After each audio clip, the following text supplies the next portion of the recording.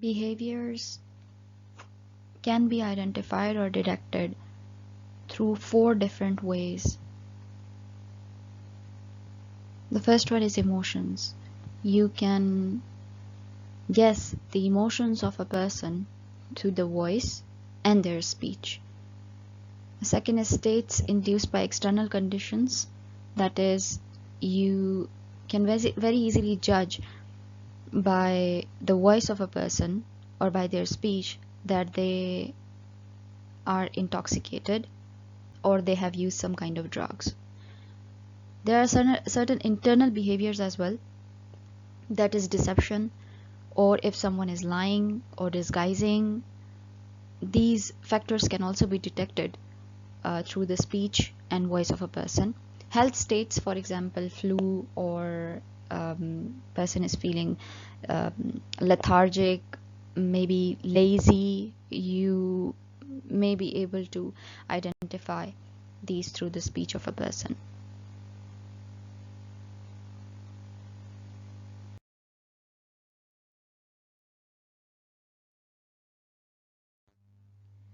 Stress is a psychological state which can be identified through the voice of a person. For instance, if there is a pilot and he's going through some psychological stress because of any reason, you can identify that through the voice of a person.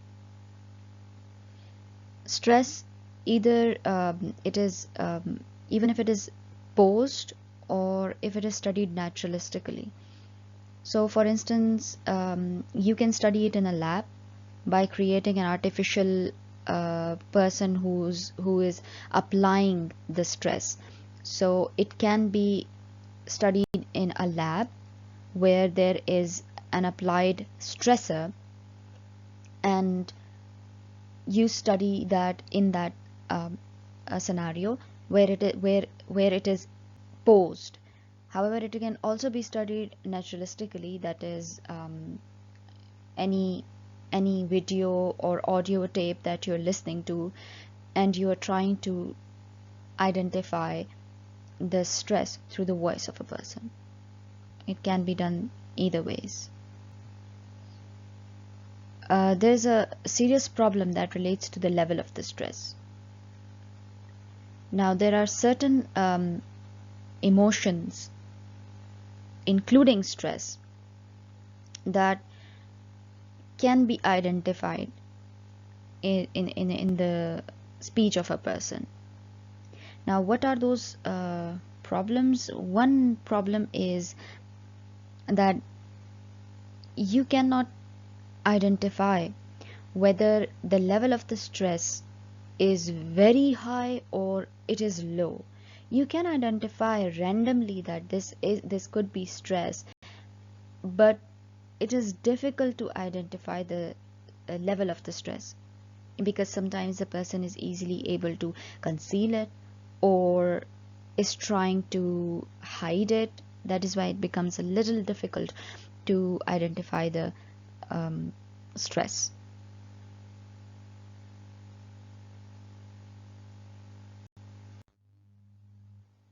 Okay, so as we said that in normal situations, even in naturalistic situation, you can easily identify or detect the stress of a person.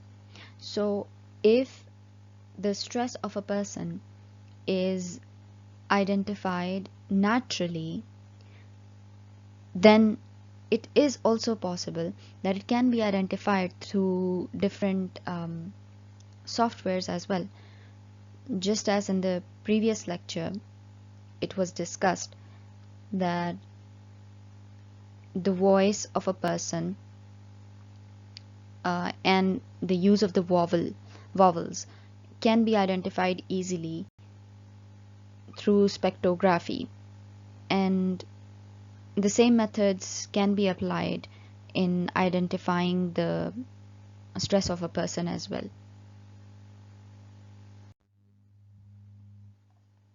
Speaking fundamental frequency, SFF, is a tendency of the frequency which vibrates over certain specific frequencies of each and every person.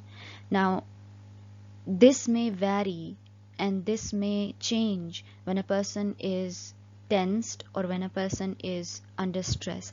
And when the person is speaking, then you can very easily identify that the person is going through some kind of stress, some psychological stress, or certain other emotions, that is anger, or maybe they're feeling fearful.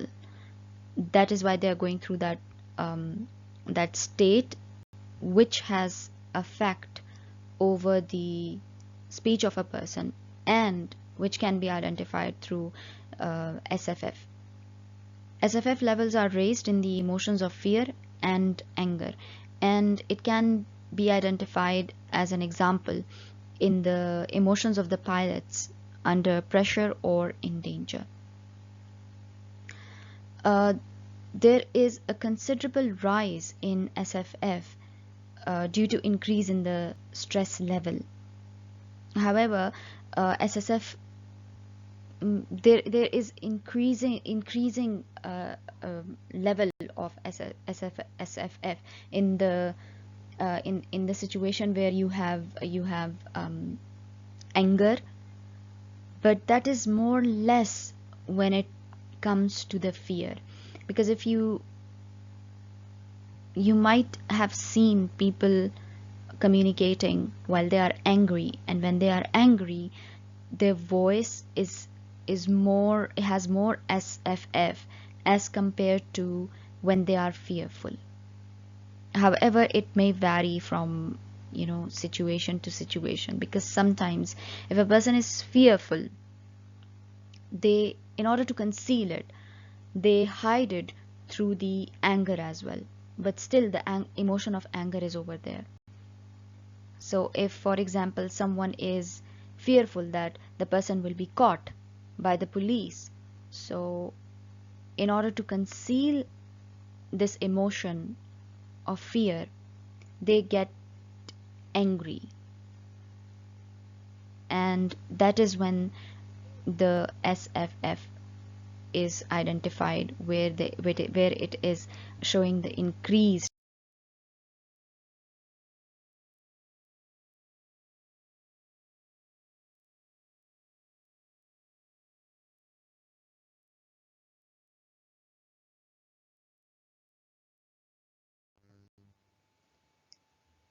Access to computers, internet, and email is very easy nowadays, and even normal people and even criminals have access to computers.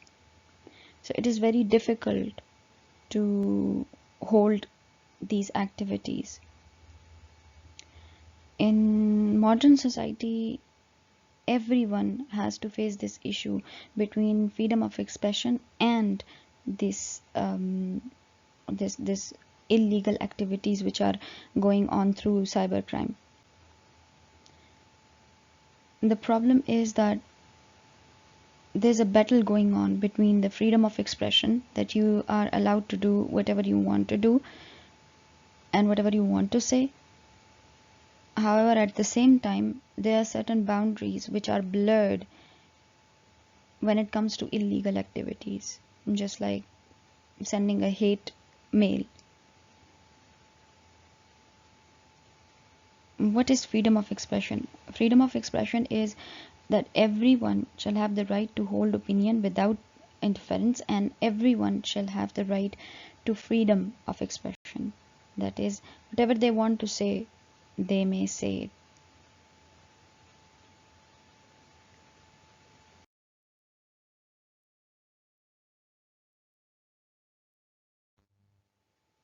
Non-violent white-collar cybercrimes. These crimes are also called white collar because initially these white collar crimes were used for those crimes which were happening within the business or office place, and that is why it was labeled as white collar, though the meaning changed later on, and it is now the crime as of the illegal acts which are characterized by deceit or concealment or violation of trust, which include hacking as well. In these kinds of crime, there is no physical force applied, or there is no such violence over there. Like hacking has no violence in as such in the physical force, but it is um, through a computer that you enter in someone else's computer, and you take their data. So it is normally dealing with the identity theft. That is, you may take someone's credit card or their password, or with fraud. Now, where is the task of the linguist over there? The task of the linguist is to identify whether it is the same person, the victim, is who's the victim and who is the perpetrator. Because if you are aware of the perpetrator, means the one who has committed the crime, then a linguist may be able to identify through a blackmailing note after the after hacking or something like that.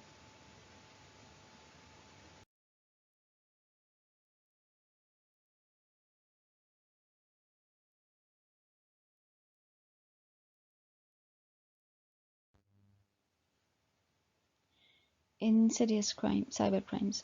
So in such crimes as in the white collar crimes, there is hacking, there is bullying, but um, in insidious crimes, it is more violent as compared to the white collar crimes.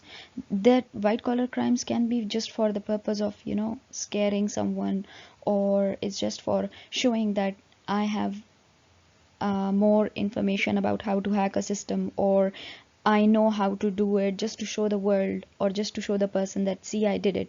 But there is no such violence over there. However, in insidious crimes, there it is more sinister, and there is a possibility of violent crimes, just like, for example, ransom demands, or cyber stalking, or cyberbullying. There are two important components. One of this insidious crimes, cyber crimes. One is that it is global. That is, you don't know where the person is. The person can be out there anywhere in the world, hacking your system, maybe in another country,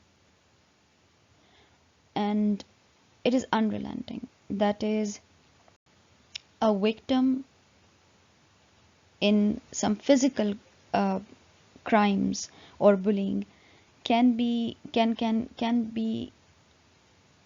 hidden, or they can hide themselves. But if it is cybercrime, then it becomes very difficult, because a victim is victim everywhere. You can access the system, or you can access the victim anywhere. That is why it is more problematic as compared to the physical crimes. Where does the help of forensic linguist comes? It it comes when a person has to prove their innocence, or let's suppose there is a person who believes that the perpetrator is his cousin or someone he knows, let's suppose a friend. In that scenario, if he believes that he's not the person, then the ransom notes or any messages would be analyzed by the forensic linguist in order to identify whether he is um, truly innocent, or has he committed the crime. Okay, cyberbullying and stalking. Um, that includes um, psychological assault. So it would be in the form of either one or more person would be cruel to the other person, or it may include the assaults like sexual harassment, or racial vilification, degradation, and it can also include sending or posting harmful material using technological means, that is different modes. Now, through which modes do cyberbullying is uh, occurs cyberbullying occurs? It can be through email, it can be through Twitter, text messaging, and hate websites as well. Because through hate websites, these are not hate websites; these are websites for communication. But these websites can be used for sending these messages which are included with or filled with hate. The problem is that the requirement of a cybercrime is very simple. You just need to be equipped with a cell phone or a computer and willingness to terrorize someone or intention to harm someone. And technically, a victim has no power over stopping the assault because you're continuously looking at the messages or the email. So there is no way out.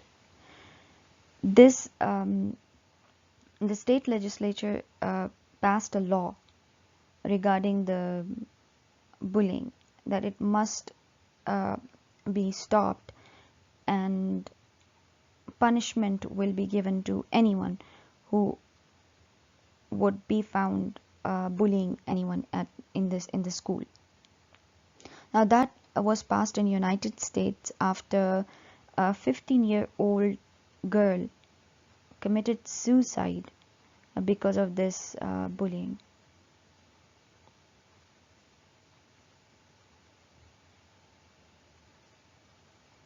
A forensic linguist would identify and make the profile of the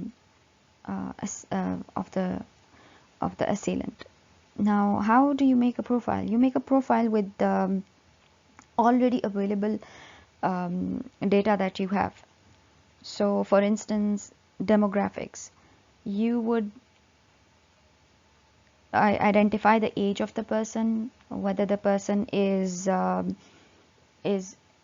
what is the background of the person? Is he educated or she educated, or is what is the gender of the person? Is he a male or is she a female?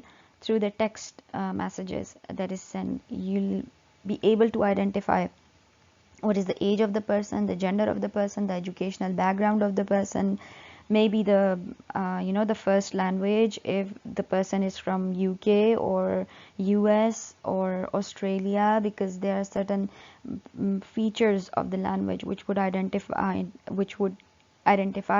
whether the person is from which kind of background. So you might be able to know this as well, that the person is close relative or friend to the victim or not, through the content of the message.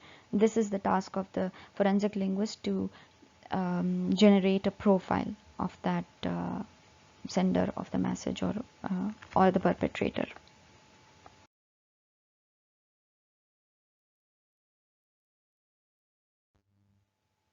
Offensive language and the right to free speech, that is freedom of expression. In most countries, there are laws to protect individuals. However, it would also depend on the cultural views of the country as well. For example, here in Pakistan, we don't have such defined laws, but we know that saying such things to female would be offensive. So we try to avoid it. However, in England and Wales, there is a proper law for that, a Public Order Act, which says that emailing, posting for a tweet or tweeting something grossly offensive is a criminal offense punishable by up to 6 months imprisonment. But there is this problem of knowing whether this offensive language is used just for the fun purpose, or is it just to torture someone. The classifiers obscene and indecent are surprisingly flexible and are potentially harder to prove. Let us take an example. You are friends with someone and you both share some messages which are offensive or maybe indecent as well, but you do it because you find it funny and you enjoy the conversation at that time. However, after a month, you are no more friends. Can you say that going back to that conversation, would it seem obscene or indecent? Yes, it would. However, it might not be obscene or indecent at that time. Um, there is this situation, psychological situation. It may also affect it. For example, your stress or something might happen between the two of you, and you're cursing at the time of stress or when your emotions are heightened. That may also be problematic, or the language used may also be obscene or indecent. Um, there are certain blogs, personal blogs, where students are allowed to um, share their views openly. That is, they have freedom of expression. However, when there is a web page which or any place where the communication becomes obscene and indecent and is disturbing and causing some disturbance to the learning environment of the students, then it might be uh, considered as punishable. This is how they have in England, this is how they have uh, find to determine that which crime is punishable and which is not. People's vernacular choice. Well, if you read this example, free this week for quick gossip prep before I go and destroy America. Lee tweeted his friend Emily um, before going on a trip, and because of this tweet, they were detained upon arrival to Los Angeles airport. Now, because this destroy America in British is a slang for, enjoying. So their use of this word cost them a lot. However, it was just for the fun purpose. And then we have hate mails. Hate mails are, for instance, after a person in question has either died or is expected to be dead. Such mails, and when you send them a mail that I'm glad that the person is dead, or something like that, something that would torture the family or friends of that person who's deceased or is about to die. Like, for example, if someone has some fatal disease and you send them mails which state that you deserve it or something like that, these are hate mails.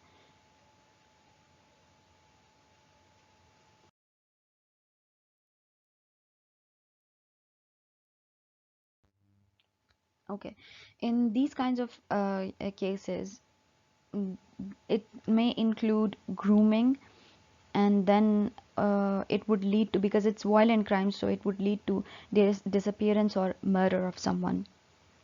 Now, um, what is grooming? Grooming is actually the process where you try to build a relationship and trust um, with through messages or through phone calls with your with the victim. What is exploding? Exploding is a proliferation of material through the internet. That is called exploding. That is you. Okay.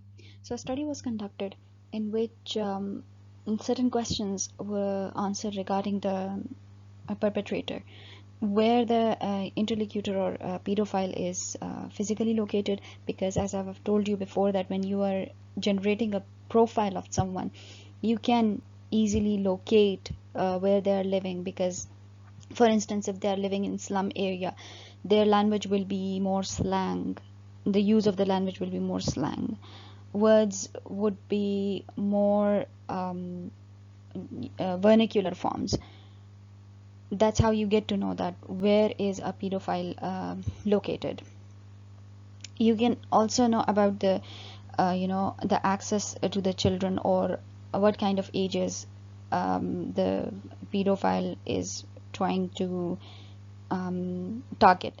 So you can know it by the conversations, by analyzing the conversations, because if you analyze the conversation of these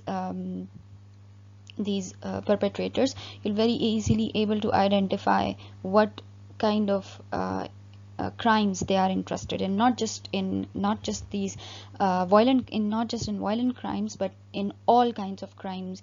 In generating a profile, it is important to know which gender or what kind of crime the person is interested in, because it is identified by the conversation. So for instance, you can identify the intention of a person, intention of a perpetrator, whether the perpetrator wants to, or the criminal wants to really harm the person, or is it just a blackmailing note.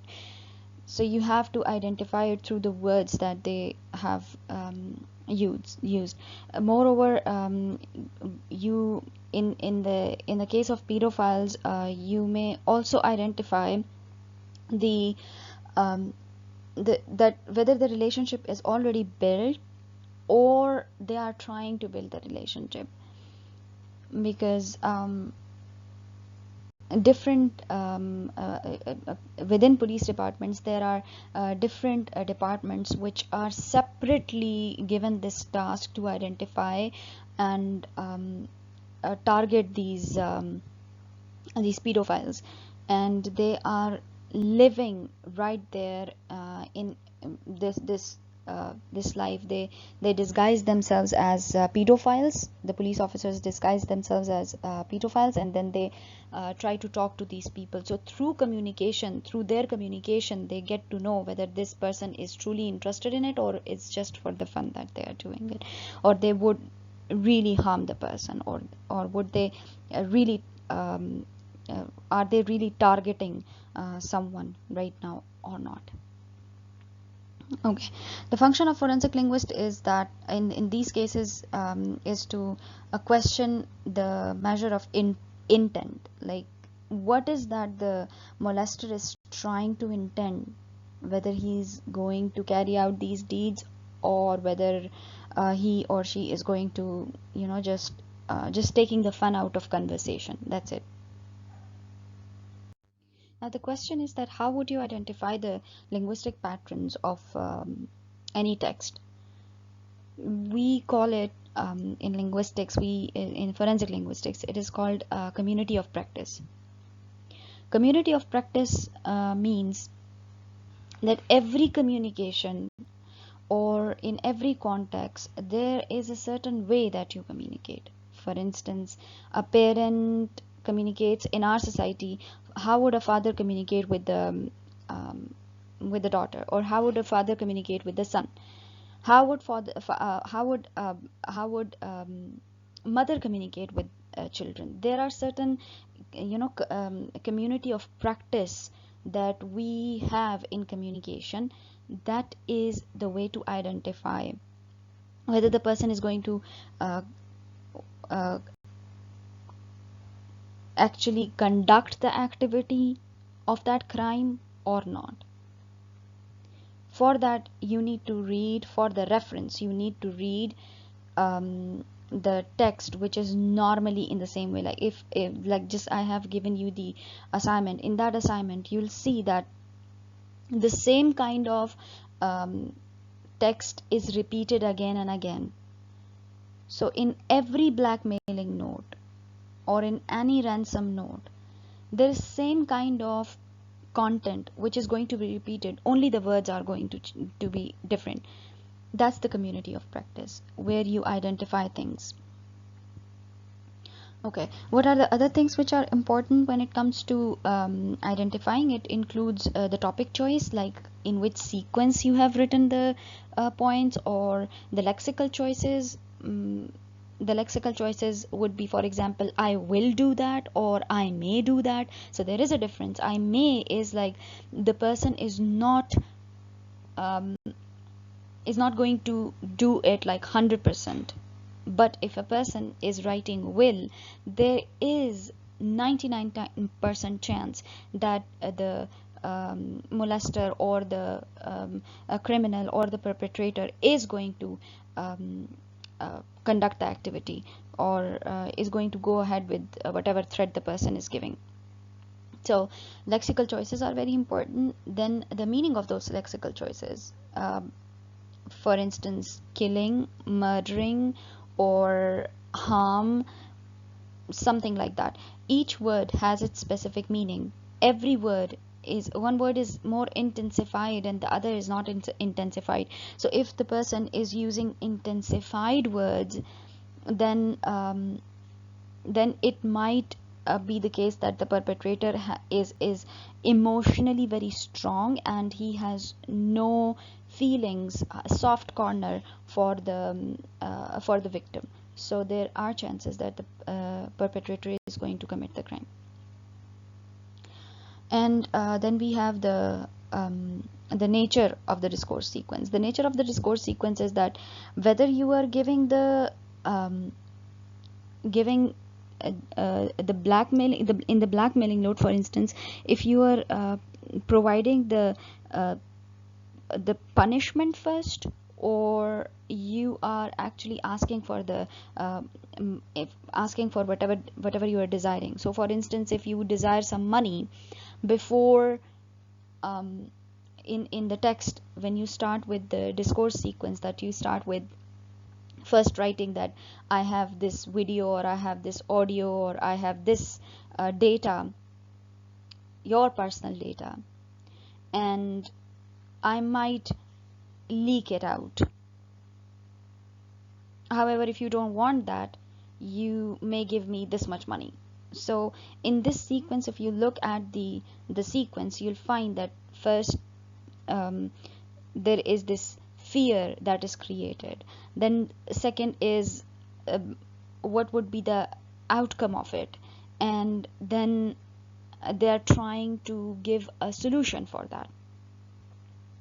However, if the solution is given, this is the normal sequence of that community of in the community of practice. This is the normal sequence in which the ransom notes, or in which these blackmailing notes um, are written. However, if it is the other way around, that is, first the money is written, and then the um, other points in the discourse, then it might not be that dangerous.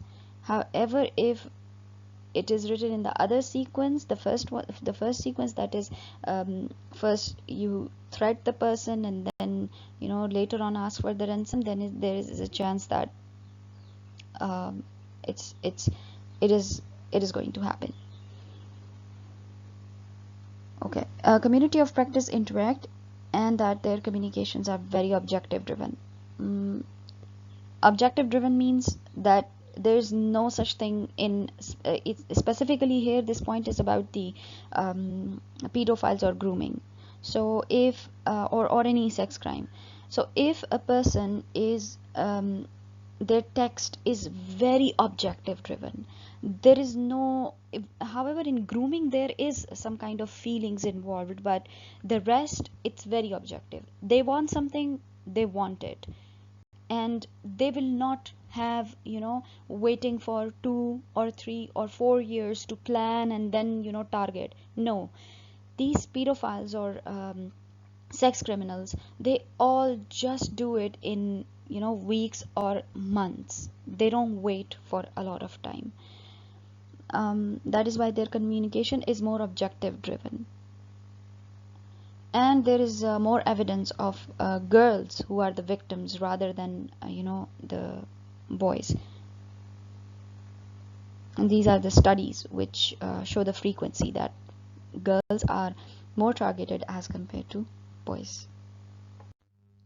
Okay, cyber terrorism, or this is very common. You might find that these terrorists, they are using all these social media um, through propagating different ideas, or even these websites where you find that a person is trying to give anti social kind of communication, or even anti-political, against maybe against um, some some specific political party, and it is very very common. This is a part of terrorism as well. For instance, if someone is giving a video or an audio or some text messages regarding uh, anti-state, that is against Pakistan, this also comes in terrorism, because they are creating this scenario. If you look at um, this current situation, you might come across different videos and different messages or posts which say negative things about current government, or which say negative things about Pakistan, or which say negative things about China or maybe America.